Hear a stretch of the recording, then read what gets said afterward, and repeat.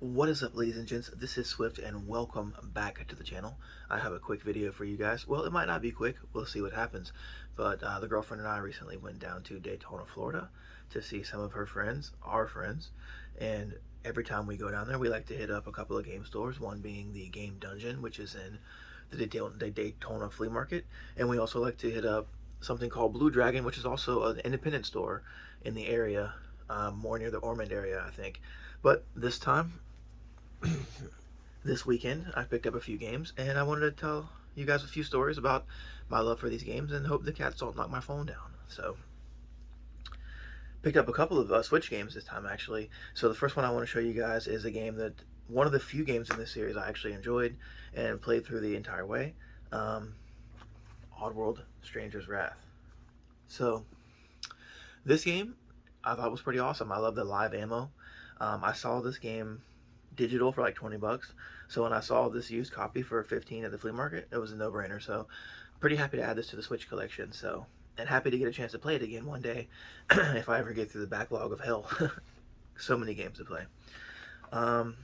Two more games for the Switch, actually. The first one being, and we've been waiting and looking for this for a long time. My girlfriend and I have both been looking for this, and they just happen to have two copies after all this time.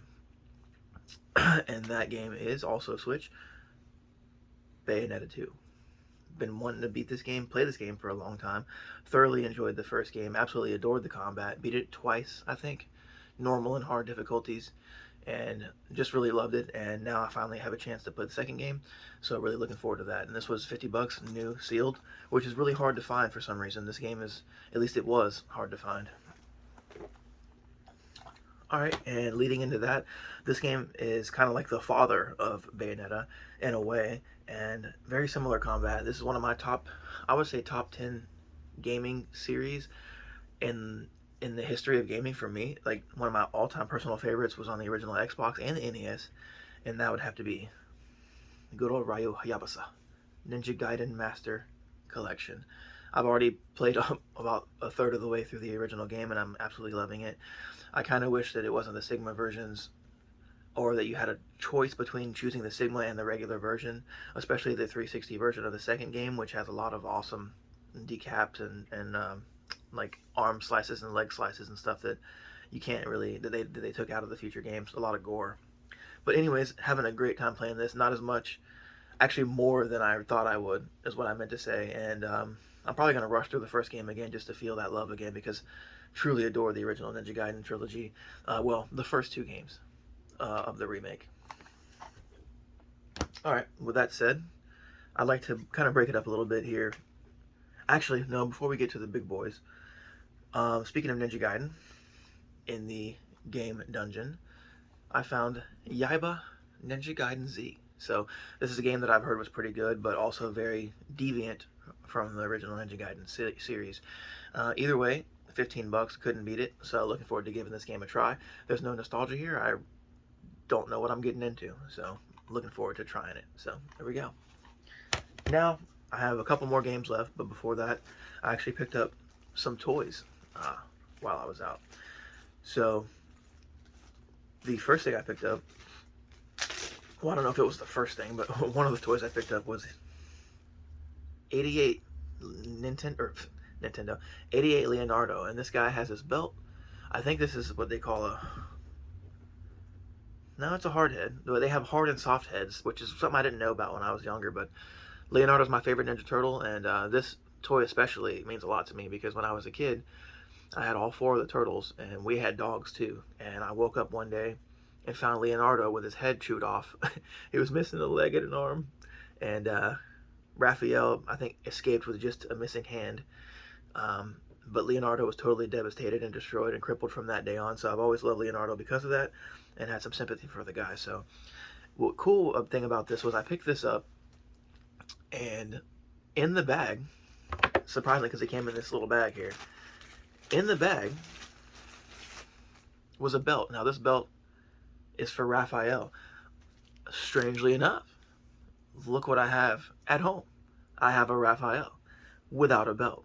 So I don't know what kind of odds that are or what kind of luck that is, but it was great to actually be able to get Raphael's belt and bring it back home to him, because now he just needs his size and he'll be back to that attitude that we know and love. So I'm just trying to put his belt on real quick, but yeah, so I thought that was pretty cool to get a Raphael belt with the Leonardo. So my turtle collection is growing now, and it's something that I just started collecting Ninja Turtles and stuff like that last year or so, because I started to realize, oh man, I really miss having those figures. So anyways, Leonardo and Raphael with his belt on. Now I just need size.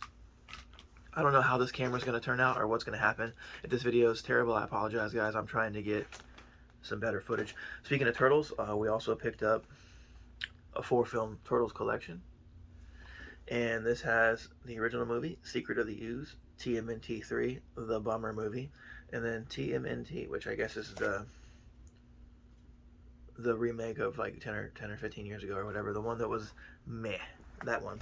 And the girlfriend and I pitched in to get this as well. I've been collecting a lot of the Mortal Kombat 11 characters, and I didn't know they had Katana, so we picked up a used but in great condition Katana Mortal Kombat 11 figure, and loving this. Can't wait to get it out and add it into the collection. I have them kind of in the drawer right now because I don't have the space right now to put them, but I'm trying to find a good way to display those characters to where I can look at them every day and like not forget that I have such awesome toys. All right, now we've got 2 more things. Also, there's one more thing I got here with Leonardo, so let me show you real quick. It's pretty cool. I just forgot to bring it over here, so hopefully the phone doesn't crash while I go do this.